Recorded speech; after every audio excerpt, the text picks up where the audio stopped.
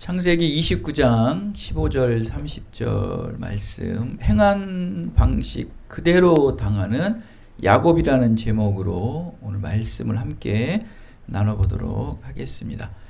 여러분, 인생 종반부에 계신, 인생 끝자락에 계신 나이 드신 노년의 사람들 보면 그들은 내 인생을 말하면 소설책 하나를 써도 몇 권을 쓸 것이다 라고 말들을 하십니다. 그들의 말을 이렇게 들어보면 결코 틀린 말은 아니죠. 80년, 90년의 긴 세월 동안에 얼마나 다양하고 여러 가지 일들을 겪었습니까?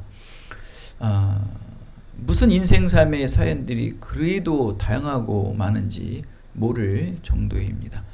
그런데 그분들의 하나 같은 공동된 주제는요, 마지막에 그들의 모든 결론들은요, 억울한 일들, 후회였다라는 일들로 그 모든 인생의 파노라마 같은 이야기들을 결론을 짓고 있습니다.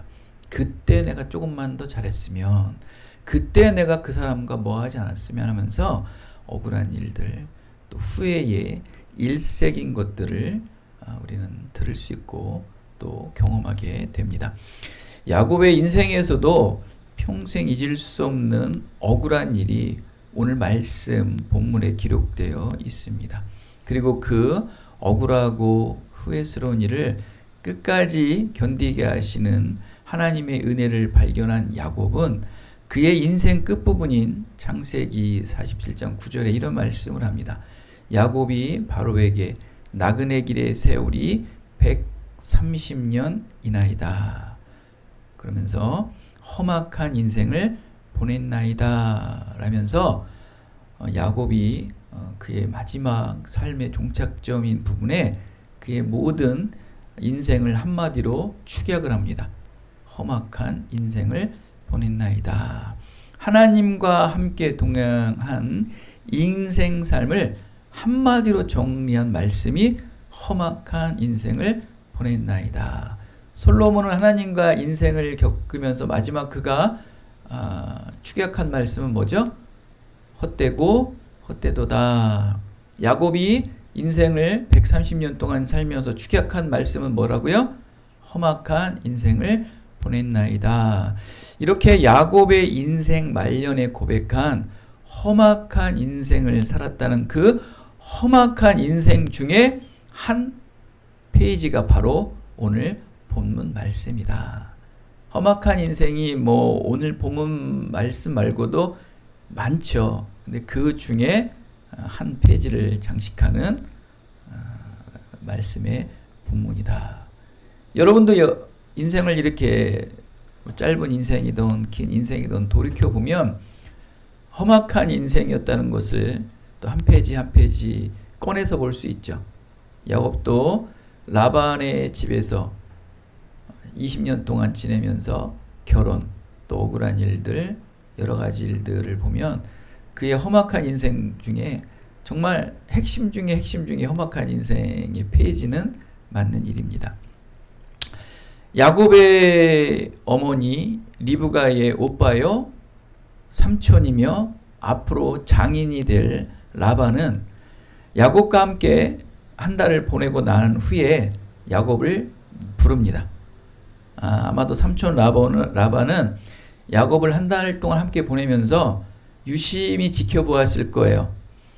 결혼을 하겠다고 온 조카 야곱이 아무런 지참금도 가지고 오지 않은 것을 보고 의아하게 여기면서 아마 우리 매형 이삭이 또 나의 누이가 리브가가 그냥 보내진 않았을 거야 하면서 한 달 동안 이렇게 보면 시간을 보냈던 거야. 자기 여동생 리브가가 결혼할 때 아브라함의 종 엘리에셀이 지참금으로 가져온 낙타 10마리에 가득 실어놓는 보화를 생각하면서 조카 야곱에게도 뭔가 분명히 있을 것이다 라고 삼촌 라반은 여겼을 것이에요. 거부인 매형 이삭과 누이 동생인 리브가로부터 분명히 지참금의 약조를 아마 서면으로 챙겨올 것이다 라면서 계속 한 달 동안 살면서 지켜보았지만 조카 야곱이 13절에 고백했던 것 같이 자기의 모든 일을 삼촌 라반에게 말한 그대로 그는 정말 빈털털이 무일푼인 것을 발견했던 거예요. 그 진위를 드디어 한 달 동안 지내면서 간파를 하게 된 라반입니다. 그리고 그 모든 것을 결론내고 모든 계산을 마친 삼촌 라반은 그의 조카 야곱을 부릅니다. 비록 빈털털이고 무일푼이고 끈떨어진 야곱이지만 그래도 명색이 부잣집 아들 아닙니까? 그래서 바로 내치기는 뭐하고 삼촌 라반은 야곱을 불러서 우리 그러면 우리 서열 관계를 한번 정리해보자. 서열 관계를 정리를 합니다. 15절에 말하죠. 라반이 야곱에게 이르되 내가 비록 내 생질 내 조카이나 어찌 그저 내 일을 하겠느냐. 내 품삯이 어떻게 할지 네가 한번 적어보아라. 말해보아라 라고 말합니다. 내가 내 조카인데 어찌 내 일을 그냥 하겠느냐. 내가 너에게 품삯을 줄 테니까 품삯을 한번 네가 한번 말해봐라. 네 연봉이 얼마인지 한번 말해봐라 라는 것이죠. 여기에서 중요한 말이 나오는 게 뭐냐면 여기서 내 일, 일이라는 말이 나와요. 일이라는 단어가 아비드라는 동사인데 이 아비드라는 동사인데 이 아비드의 동사의 어근이 에베드라는 단어예요. 에베드. 근데 이 에베드는 뭐냐면 종이에요. 종. 품꾼, 종. 어근이 같아요. 그냥 일하다. 종. 그죠? 그러니까 지금 뭐 이 문자적으로 지금 삼촌 라반이 조카 야곱을 뭐로 여기냐면은 종으로 여기는 것이다. 그러면서 서열을 정리하는데 내가 이제 주인이 되고 너 야곱은 종이 된다는 것을 이런 문자를 통해서도 말씀을 주시는 거예요. 그렇죠? 이런 말씀의 의미를 통해서 이 문장의 의미를 통해서도 하나님께서 우리에게 메시지를 주시지만 이렇게 문자적인 거 있죠? 지금 우리가 사용되는 여러 가지 유행의 문자들 이런 걸 통해서도 우리도 그런 어떤 메시지들을 듣지 않습니까? 여러 가지 현상들이 있죠. 어떤 일어나는 이 사회의 현상들을 보고서 어떤 무슨 법칙해서 이런 걸 통해서 우리에게 메시지를 주듯이 오늘 성경은 이러한 어떤 문자적인 것을 통해서 우리에게 또 메시지를 주고 있습니다. 이렇게 라반은 얼마나 머리가 좋은지 지금 누가 잘못 걸렸어요? 야곱이 아주 제대로 걸린 거예요. 야곱은 지금까지 자기가 똑똑하고 낫다고 살았겠죠. 제대로 걸린 겁니다. 제가 여러분 늘 말하죠. 여러분 이 사회는 굉장히 넓습니다. 그리고 똑똑하고 아주 표독하고 정말 여러분 감당도 못할 사람들이 이 세상에 무진장 많습니다. 여러분 지금 여러분들의 사는 이 수준에서는요. 여러분 그냥 감당해내니까 버텨내지만 그 한 단계 이상으로 올라가잖아요. 여러분 그 사람들이 그런 돈을 벌고 그러한 위치에 올라간 거냐 그냥 올라간 게 아니에요. 여러분 거기서 여러분이 한 단계 업돼서 올라가잖아요. 여러분 못 버팁니다. 보통 내기들이 아니에요. 여러분 좀 거짓말인가 여러분 정말 경험해 보세요. 못 감당해냅니다. 여러분 지금 야곱도 마찬가지예요. 나름 자기는 자기 동네에서 나름 행세를 하고 다녔어요. 자기가 최고 똑똑한 줄 알 거예요. 지금 누구한테? 라반한테 제대로 걸렸는데 뭐 가진 게 있어야지 뭐 대응을 하지. 야곱도 아무것도 없는 거예요. 잘 보시면 하나님께서 야곱을 지금 뭐하고 계신 거예요? 다듬고 계신 거예요. 지금 모든 그의 자아를 그의 모든 생각과 모든 신념과 잘못된 모든 것들을 지금 깨어 부시고 있는 거예요. 누구를 통해서? 라반을 통해서. 비록 라반은 우리가 보기에 참 얄궂고 참 귀의자고 아주 좋은 성품의 사람은 아니지만 이 사람 밑에서 야곱의 철두철미하게 하나님 그를 인간의 모든 자 하나님의 말씀과 위배된 것들은 아주 깨어 부시고 있는 거예요. 지금 다 깨어 부시는 거예요. 그러면서 하루아침에 갑자기 종의 자리로 내려가 버립니다. 라반은 갑이 되고 조카인 야곱은 품삯을 받는 을이 돼 버리는 거예요. 근데 여러분 실제로 삼촌 라반은요, 창세기 31장 41절에 보면 이런 말씀이 있어요. 내가 외삼촌의 집에 있는지 20년 동안 외삼촌의 두 딸을 위하여 14년, 그죠? 레아에게 7년 7년씩 하죠. 외삼촌의 양떼를 위하여 또 6년. 이렇게 해서 외삼촌에게 봉사하였거니와 외삼촌께서 내 품삯을 10번이나 바꾸지 않으셨습니까? 조카 야곱이 라반의 종으로 품꾼으로 20년 동안 일하면서 무려 10번이나 이 라반은 야곱에게 품삯을 변경을 막 합니다. 근로계약서 쓴 거를 자기 마음대로 임의대로 바꿨다는 거죠. 이건 뭐냐면 품삯을 어떻게 해서든지 주지 않으려고 했던 라반이 아주 제대로 걸려든 거예요. 근데 너무나 이 라반이 참 기가 막히게 뭐냐면 조카 야곱을 처음 만났을 때 어땠어요? 참으로 내 혈육이다 라면서 생판 보지 못했던 그 조카를 만나자마자 너무 좀 약간 우리가 말하는 오바의 행동을 하지 않습니까? 그러니까 극하게 친근감을 보여요. 여러분 보십시오. 아무리 친척일지라도 여러분 뭐 조카든 삼촌이든 뭐 이모든 아무리 뭐 친척이랄지라도 뭐 40년 50년 동안 만나지 않다가 갑자기 만나는데 그냥 너무 극진하게 막 너무 친숙감을 보이면 여러분도 좀 부담은 되긴 될 거예요. 알고 보니까 이 결과적인 얘기지만 앞전에 있었던 참으로 내 혈육이다라는 이 라반의 너무 오바적인 행동은 결국 술책이었다. 가면이었다. 그러면서 뭔가 막 몸을 만지고 더듬으면서 얘가 뭐 좀 챙겨온 거 없나? 그런 것들을 봤다. 이런 것들을 우리가 종합적으로 봤을 때 이 삼촌 라반은 한 대단한 사람이에요. 한 지역에서 높은 지주로서 또 족장으로서 살아갈 정도면 보통 내기는 아니었다. 하나님께서 왜 그곳에 보냈을까? 뭐 명목상으로는 뭐 결혼을 위해서 또 에서 형에 대한 두려움을 피해서 도피성과 같이 오기는 왔지만 하필 이런 삼촌이었을까? 철저히 야곱을 이용하려 했던 것이죠. 여러분, 다른 사람에게 피해를 주고 있으면서도 상대방이 나 때문에 얼마나 힘들어하는지를 깨닫지 못하는 사람들 우리는 사이코패스형의 사람이라고 우리는 말들을 하고 있습니다. 사이코패스 유형의 사람들은요, 상대가 힘이 든지 아픈지 괴로운지를 잘 못 감당한대요. 이걸 우리가 말해서 좀 약간 우리가 좀 이렇게 순화해서 말하면 공감력이 굉장히 떨어지는 사람들이 약간 사이코패스형이라고 합니다. 이것도 이제 뭐 수치가 있다고 그래요. 그러니까 여러분도 혹시 이런 공감력이 좀 떨어진다. 상대방의 아픔들 또 상대방의 어떠한 괴로움들이 있는데 그것을 잘 공감하지 못하고 그것을 잘 알아주지 못하면 여러분 사이코패스가 약간 있는 거예요.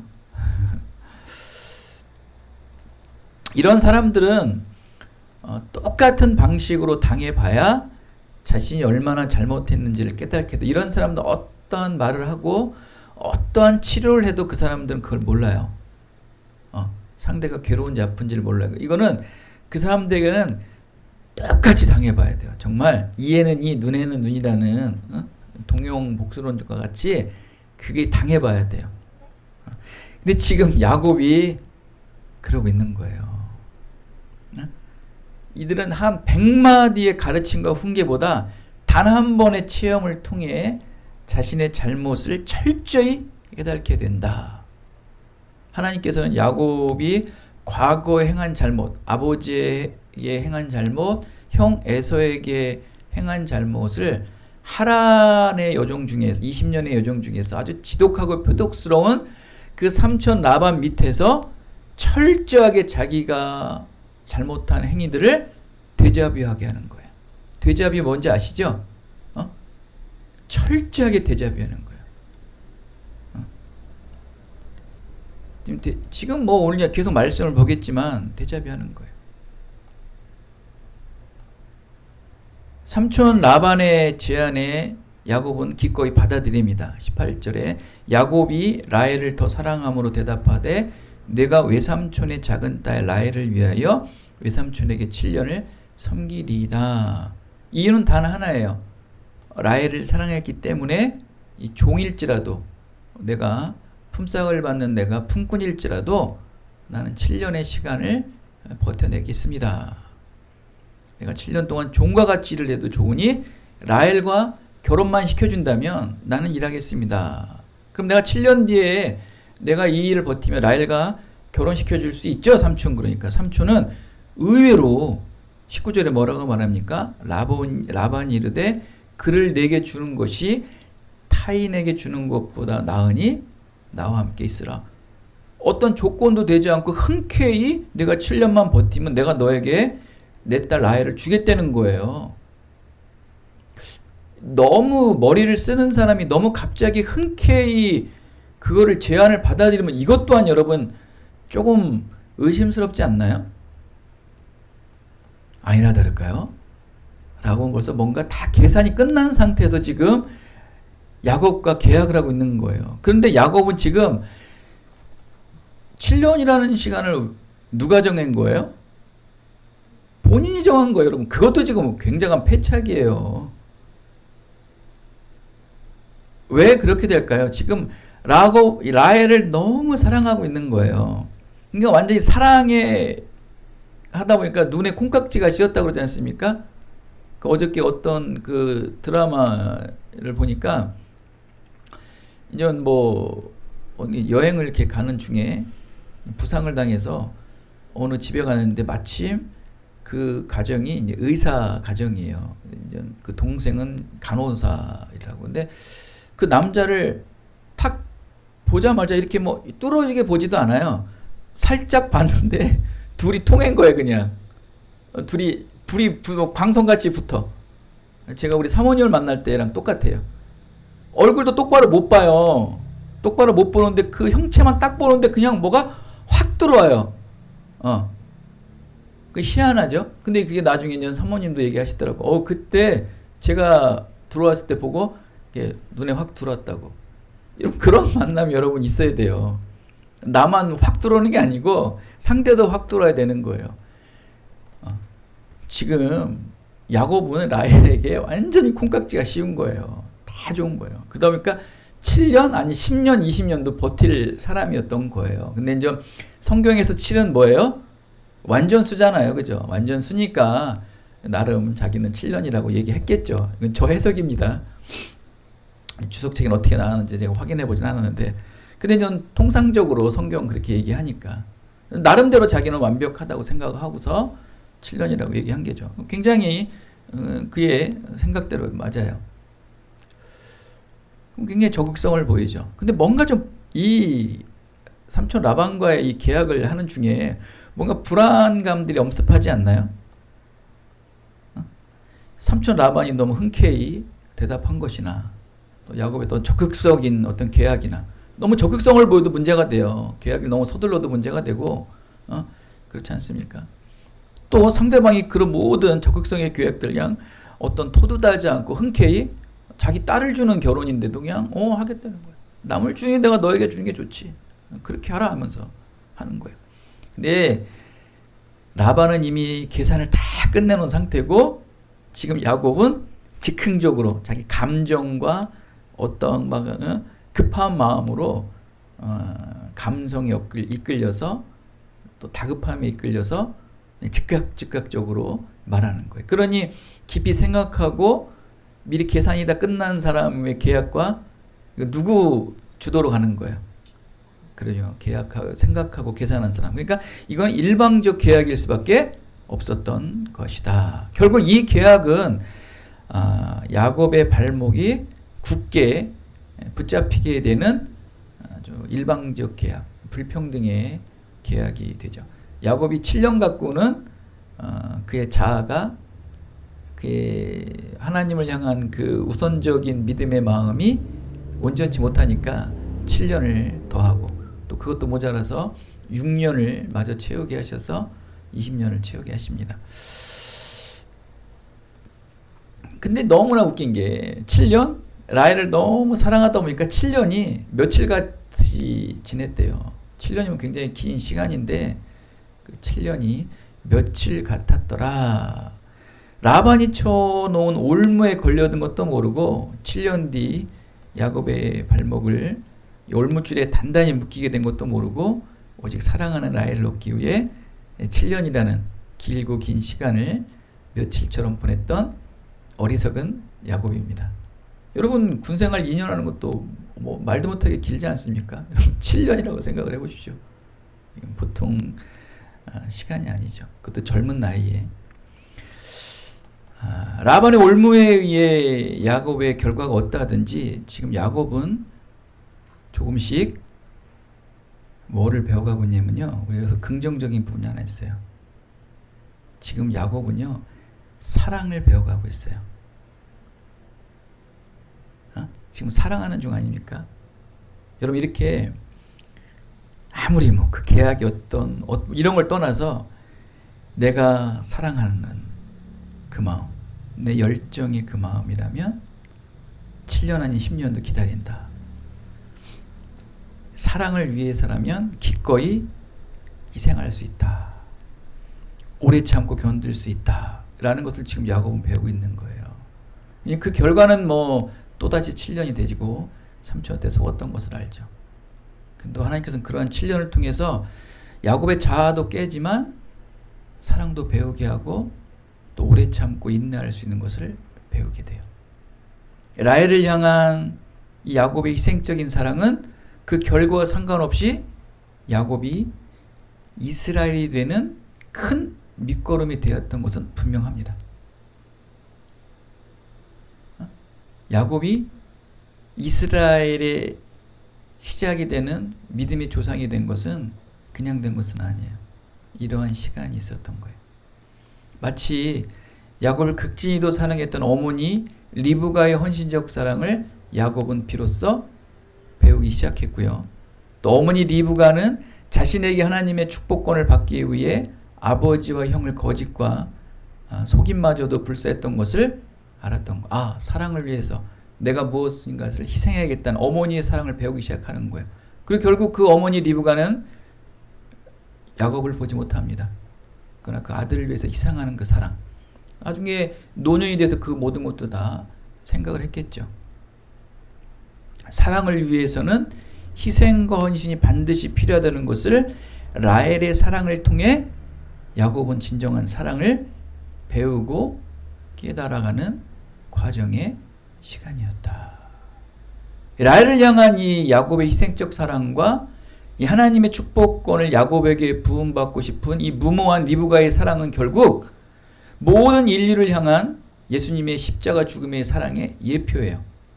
영원한 죽음 앞에 처한 죄 많은 모든 인간들을 하나님이신 예수님께서 아무런 조건 없는 희생적 사랑으로 십자가 위에 매달려 죽으신 이 참혹한 죽음은 사랑의 완결판이고 끝판이고 완전한 사랑의 표징이라는 거예요. 지금 야곱은 누구의 조상이에요? 결국 메시아, 오실 메시아의 조상이 되는 거예요. 그러나 예수님의 이 십자가 사랑은 리브가의 사랑, 또 이삭의 사랑, 야곱의 사랑만큼은 못하죠. 비교 견줄 수도 없는 거죠.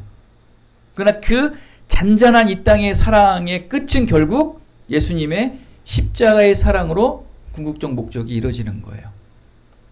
그 모든 예수님의 이 죽음의 사랑, 여러분 죽음으로 사랑을 증명한다는 건 여러분 굉장히 소름 끼치는 일이에요.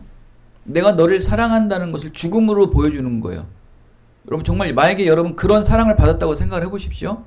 한 예로 여러분이 뭐 혹시 이제 뭐 심장이 안 좋아가지고 어떤 이름 모르는 한 사람을 통해서 그 심장을 이식받았다고 생각을 해보십시오. 그 사람은 그 심장을 여러분한테 떼주고 그 사람은 죽었어요.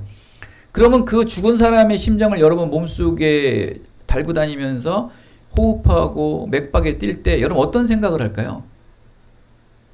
좀 부담도 되겠죠. 소름도 끼치겠죠. 죽음으로 사랑을 표징한다. 굉장히 부담되고 소름 끼치는 일입니다, 여러분. 예수님께서 우리를 사랑한다는 표징으로 십자가에 죽으신 거예요. 굉장히 부담스러운 사랑이에요. 굉장히 어떻게 보면은 소름 끼치는 사랑인 거는 분명합니다. 이 사랑은 이 하나님의 가장 이게 사랑의 완결판이라는 거. 십자가의 사랑은 사랑의 완결판이다. 사랑의 끝이다. 그리고 이 사랑은 완전한 사랑이다. 그러나 그 완전한 사랑이요, 사랑의 완결판인 그 십자가의 사랑 속에 무엇이 내포되어 있다? 바로 야곱의 사랑, 또 리브가의 사랑, 아브라함의 사랑, 그 안에 믿음의 증거자들의 수많은 사랑, 모성의 사랑도 있고, 모든 사랑이 그 마지막 하나님 예수님의 십자가의 끝판의 사랑에 결코 예수님의 십자가의 죽음의 사랑을 앞설 수는 없다. 여러분 기억해 두셔야 돼요. 그 십자가 사랑 앞에는, 그러니까 그 희생적 사랑 앞에서는 우리가 침묵하게 되고 우리는 숙연해지게 되는 거예요. 여러분도 여러 가지 사랑이 많을 수 있습니다. 그 사랑 중에 희생적 사랑을 여러분 몸소 베푸셔야 돼요.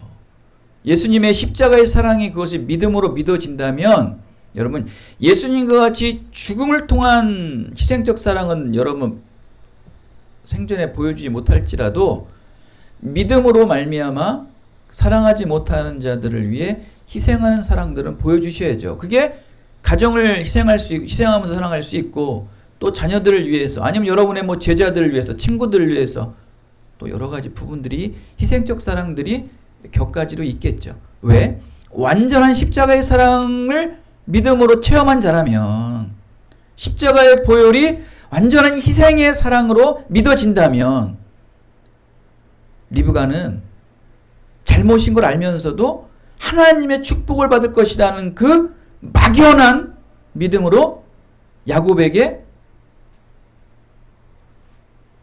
축복권을 주신 거예요.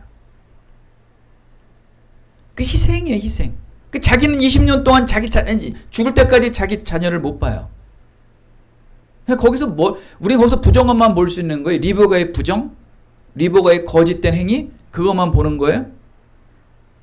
그 아들을 위한 하나님의 예수님의 그 믿음의 조상이 되기 위한 그 야곱을 향한 그 희생은 안 보는 거예요. 그 희생적 사랑. 그 희생을 베푼 리브가는 얼마나 아플까요? 그 사랑하는 자녀를 평생을 못 본다는 거 얼마나 눈이 감을, 이 죽는 날까지 얼마나 아플까요? 괴롭고. 지금 야곱도 이 사랑을 배워가기 시작하는 거예요. 희생을 위해서 자기 그 한 여인의 사랑을 성취하기 위해서 그 희생도 아깝지 않을 정도로 그런 사랑을 배워가는 7년이 되었다는 거예요. 이 7년이 지납니다. 정말 7년이 며칠 같았대요. 그래서 야곱은 장인에게 찾아가 라반에게 말합니다. 약속대로 라헬을 달라. 알았다. 그러면서 라반은 많은 사람들을 모아 잔치를 베풉니다. 여기에 분명 꿍꿍이 소리가 있는 거예요. 혼인잔치에 참여한 많은 사람들은 결혼의 증거자가 되는 거예요. 뭔가 일을 이루기 위해 지금 많은 사람들이 증거가 되는 거예요. 야곱을 빼도 박지도 못하게 만들어 놓으려고 하는 거예요. 그 술책이 뭐였어요? 라헬이 아닌 그의 큰딸 레아를 먼저 야곱과 결혼시키기 위한 속셈이었던 거예요. 그래서 결혼을 많은 사람들을 불러요. 당시에 한 번 성립된 혼인관계는 되돌릴 수 없었던 관습이 있었던 거예요. 그리고 창세기 24장 65절에 보면 리브가가 결혼을 할 때 너울을 가지고 자기 얼굴을 가리더라 라고 나와요. 그러니까 이 지역 사람들 있잖아요. 이 지역 밧단 아람 사람들은요 얼굴을 가린 거예요. 그러면 당연히 레아도 얼굴을 가렸겠죠. 얼굴을 가리고 결혼하는 거예요. 모르는 거예요. 하란 지역의 문화 풍속은 모르고 결혼한 거예요. 남자가 결혼식 당일에 신부의 얼굴을 보지 못하는 게 이 바다나람, 하란의 전통이었던 거예요. 결혼식을 진행합니다. 레아는 신혼방에서 기다리고 있죠. 또 밤늦게까지 신랑은 하객들과 술을 마시고 레아의 방에 들어가 결국 부부 연을 맺습니다. 여러분, 이 장면을 보면서 우리는 무슨 생각을 할 수 있어요? 마치 아버지 이삭에게 야곱 자신이 에서로 변장에 들어가서 축복권을 빼앗는 장면들이 생각나지 않나요? 철저히 당하고 있는 거예요, 야곱은. 철저히 데자비하고 있는 거예요.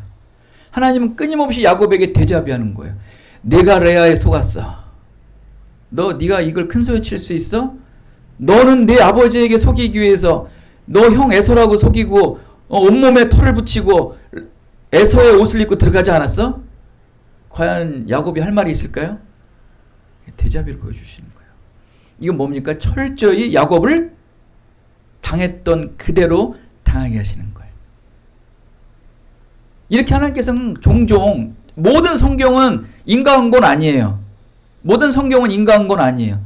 그러나 종종 하나님의 사람들을 이 자아를 깨어부시고 하나님의 말씀이 그의 인생의 최우선이 되기 위해서 종종 이렇게 사용하시는 경우가 있다는 거예요.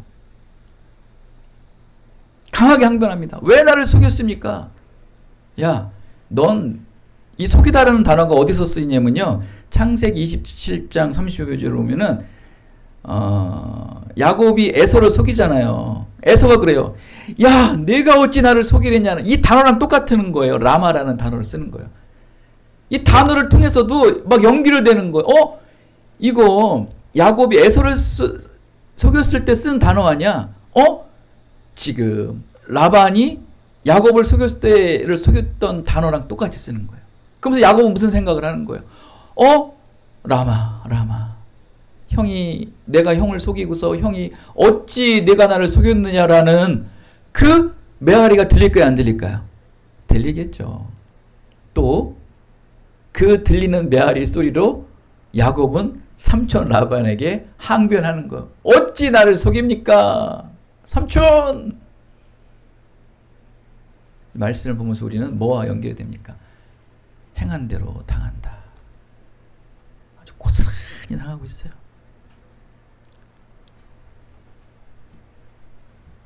야곱이 형 에서를 속였듯이 라반도 조카이며 사위인 야곱을 아주 보기 좋게 속입니다. 그래서 이 계약을 할 때 라반이 흔쾌히 오케이 사인한 게 바로 이 속셈이었다. 이게 철저히 계산된 계약이었다. 형을 속이고 아버지를 속였던 야곱은 아버지 이삭이 속었을 때의 아픔, 또 형 에서가 속었을 때 그 아픔을 야곱은 고스란히 그 아픔을 겪습니다. 아까 뭐라고 했습니까? 사이코패스, 이 공감력이 떨어지는 사이코패스는 어떻게 해야 고쳐진다고요? 내가 했던 대로 그대로 당하면 그나마 그걸 깨달아요. 지금 야곱이 안 깨달으니까 하나님께서 이렇게 라반의 집에서 그대로 깨닫게 하는 거예요. 근데 오늘 여러분, 성경은 27장에 있었던 야곱의 속임과 거짓의 행위에 대한 평가를요, 29장에 이 말로 지금 야곱이 잘못했다는 것을, 야곱이 저질렀던 거짓과 속임이 잘못됐다는 것을 29장에 이르러 말을 하는데, 그 말씀이 뭐냐면 야곱의 탄식, 야곱이 탄식하였다라고 나와요. 야곱이 탄식했다는 것은 바로 야곱의 27장에 나오는 아버지를 속이고 에서를 속였던, 이 거짓말로 속였던 행위에 대한 평가를 지금 성경은 29장에 말씀을 하고 있어요. 27장의 야곱의 거짓과 속임의 잘못을 29장에 야곱이 탄식했다는 것을 통해서 야곱이 잘못했다는 것을 성경은 말을 하고 있어요. 이게 성경이 웬만하면 답을 안 주거든요. 이 사람의 좋고 옳고 그름에 대한 답을 안 주는데 오늘 답을 주시는 거예요. 29장에 야곱의 탄식을 통해 27장에 야곱이 속이고 거짓말했던 것들을 그의 탄식을 통해서 말씀하고 있는 거예요. 탄식. 비로소 아버지 이삭이 받은 충격을 야곱은 실감하게 되고요. 형 에서가 당했던 그 안타까움과 괴로움을 드디어 야곱도 동일하게 받습니다. 저도 아버님이 돌아가시고 난 다음에 아버님에게 못했던 것들이 얼마나 뼈가 사무치게 괴롭고 아팠던 그대로 당하는 거예요. 여러분은 안 당할 것 같으세요? 여러분은 안 당할 것 같으세요? 고스란히 당해요. 눈에는 눈, 이에는 이의 원리를 통해 하나님께서는 종종 죄인을 깨닫게 하세요. 피해자의 아픔을 깊이 느끼게 하심을 통해서 종종 우리를 이에는 이, 눈에는 눈으로 아프게 하신다고요. 다 그렇진 않아요. 종종 그래요. 이 선택받은 백성들, 하나님의 언약을 지키시기 위해서 정결한 마음을 갖기 위해서 하나님께서는 종종 눈에는 눈, 이에는 이라는 그런 어떠한 강력한 오리를 통해서 우리의 죄를 깨우치게 하시고 아프게 하시고 탄식하게 하신다는 거예요. 마태복음서 7장 12절에 뭐라고 말합니까? 대접받고자 하는 대로 다른 사람을 대접하라 말씀처럼 나 자신이 당하기 싫은 일은 다른 사람도 결코 당하기 싫은 거예요. 하지 말아야 되는 거예요. 모든 사람을 신실하게 대하고 해를 끼치지 않도록 선을 행해야 되는 것이죠. 또 악 또한 선으로 갚아야 하는 것이 복음을 전하는 사람의 참된 모습이라는 거예요. 어떠한 사람은 이런 말을 합니다. 어차피 싸울 수밖에 없는 이 세상이라면 착한 사람이 반드시 이기는 세상이 됐으면 좋겠습니다 라는 고백을 합니다. 어차피 이 세상은 싸워야 돼요. 악과 싸워야 돼요. 그러면 차라리 착한 사람이 반드시 이기는 세상이 됐으면 좋겠습니다.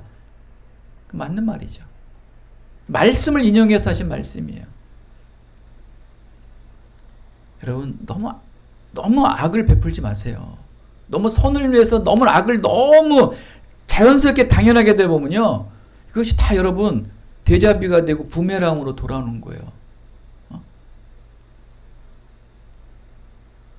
잘못된 결혼에 대해서 따지고 항거하는 야곱을 향해 삼촌이며 장인인 라반은 26절에 이런 말을 합니다. 라반이 이르되 언니보다 아우를 먼저 주는 것은 우리 지방에서 하지 않는다. 관습과 문화에 맞지 않는다. 이 또한 뭡니까? 법을 어기고 관습을 어겼던 야곱에게 치명타예요. 지금 모든 이 라반의 행위가 다 어떻게 보면 정당한 거예요. 라반의 모든 행위들이 지금 야곱을 후벼 파는 거예요. 지금 우리는 계속 야곱이 억울하다고 보고 있죠. 야곱이 억울하다고 계속 지금 그거로 보고 있지 않으십니까? 여러분 지금 그 생각 바꾸셔야 돼요. 여러분에게 늘 어떠한 지적질을 하고 어떠한 좀 잘못된 것들을 얘기하면 항상 어때요? 왜 나에게 이런 얘기를 하냐? 왜 나에게 이런 나쁜 소리를 하냐고 항상 그러시죠. 그것을 지금 이렇게 야곱과 같이 뒤집어 보십니까? 그의 아픈 독설, 아픈 말들, 그것이 나를 찌르는 말. 그렇게 보시면 안 돼요. 야곱은 이제 철저하게 속이는 자에서 속는 자가 되는 거예요. 좀 속어도 보시고 아파도 보세요. 여러분 맨날 속이기만 하지 마시고 속이는 자도 되시고 속는 자의 아픔을 당해도 보시라고요. 그리고 비통함에 처해 보시라고요. 그러면 뭐가 될까요? 내가 예전에 그렇게 생각했던 것들, 내가 그렇게 행했던 것들이 이제 나를 아프게 하시는구나, 나를 비통하게 하시는구나, 회개하는 마음을 가지셔야 되는 거예요. 여러분 회개할 게 없죠? 회개할 게 아무것도 없죠, 여러분. 여러분 기도하실 때 회개하시나요? 여러분들 아프게 안 하시니까 회개가 안 나오는 거예요. 자꾸 여러분 괴롭게 하고 아프게 하잖아요. 그러면 자꾸 뭐가 나와야 돼요? 나를 돌아보는 회개가 나와야 되는데 그거 갖고 원망, 불평, 지는 잘하나? 나도 나이 먹어봐라. 나도 돈 벌어봐라. 내가 분명히 너 복수하리라. 그런 생각만 가지고 있는 거예요. 라고 하나님께서는 이렇게 야곱을 깨어보시고 계신 거예요. 지금 이건 다듬고 계신 거라고요. 지금 이 세상의 화두가 뭡니까?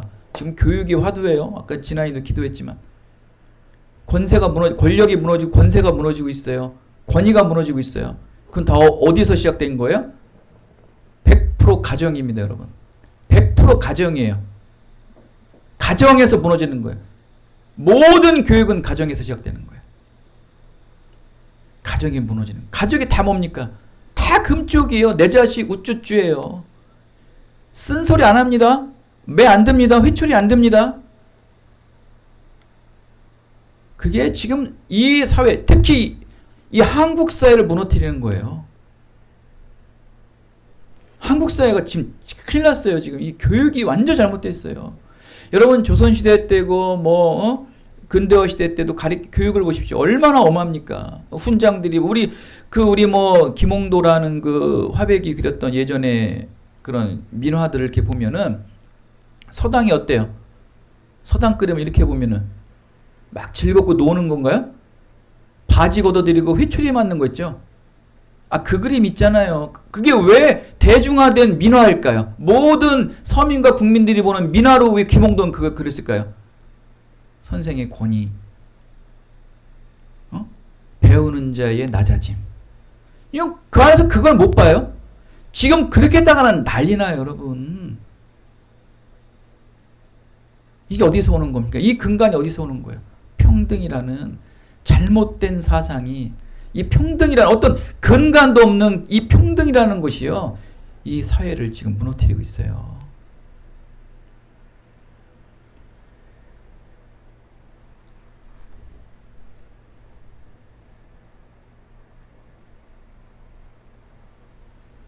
결국 야곱은요 7일의 신혼기간을 레아와 보낸 이후에 결국 사랑하는 라헬과 결혼을 합니다.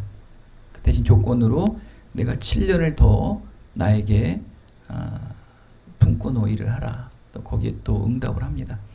그전 7년은 며칠같이 지냈지만 또 앞으로 7년은 굉장히 힘든, 더디고 힘든 시간이었을 것입니다. 이래서 무려 14년 동안 레아와 라헬을 위해 열심히 또 일을 합니다. 이 14년은 야곱의 약한 본성을 부수고 다듬는 시간이 됐죠. 사랑하는 여러분, 결국 야곱은 의도하는 관계없이요 2명의 아내를 일단 얻습니다. 처음엔 한 사람의 아내를 얻으러 가는데 2명의 아내를 얻는데요. 여러분, 야곱이 떠날 때요 라헬과 레아 옆에 또 그 뒤에 누가 있었는지 아십니까? 바로 실바와 비라의 2명의 여종들이 또 있었어요. 그들과도 혼인을 맺어서 결국 12명이라는 자녀를 낳습니다. 무수히. 결국 이스라엘의 12지파를 만드는 시작이 되었죠. 야곱은 의도하지도 생각하지도 않은 것들이었지만 하나님은 야곱의 이 복잡한 가정사를 통해 아브라함의 축복의 언약을 결국 이루시고 성취하십니다. 그래서 하나님의 뜻인 이 섭리는 우리가 상상할 수 없는 방법으로 이끌어 가시고 마침내 성취하신다는 것입니다. 사랑하는 여러분, 그러기 여러분 지금 상황을 결코 여러분의 생각대로, 여러분의 뜻대로 판단하지 마십시오. 하나님의 뜻과 섭리는 항상 좋은 일만 있지 않으세요. 항상 어렵고 공경의 그 바다나람의 삶 속에서 야곱은 무려 4명의 아내와 12명의 자녀를 낳습니다. 차고 넘치죠. 지금 여러분의 지금의 이 상황, 모든 것이 다 하나님의 은혜이고 하나님의 뜻이고 섭리입니다. 우리는 여기서 끊임없이 무엇을 보셔야 되냐면 지금의 이 암담한 삶 현실 앞에 반드시 하나님의 말씀으로 성령의 은혜로 지금의 이 상황을 타파해 나갈 거야 라는 믿음의 의지가 필요해요. 이게 굉장히 중요해요. 결국 뭐냐면 하나님께서 야곱을 20년 동안 끊임없이 부수고 다듬으신 이유는 내 인생의 가장 우선순위가 하나님의 말씀이 되려는 거예요. 결국 그거거든요. 그거 싸움이에요. 지금 우리도 마찬가지예요. 지금 너의 모든 삶의 우선이 하나님이 되는 거예요. 여러분 신앙의 리트머스로 여러분들을 지금 조사하면은 여러분 다 여러분이 우선이에요. 이거를 깨어보셔야 되는 거예요. 어떤 환경 속일지라도 하나님이 우선이 되는 삶을 살아라. 이 말씀이 요지예요. 야곱의 인생은 이 요지예요. 모든 믿음의 증거자들은 이 말씀이에요. 하나님의 말씀이라면 그냥 꼬꾸러지는 거. 하나님의 말씀이면 쓰고 하나님의 말씀이면 가고 가는 거예요.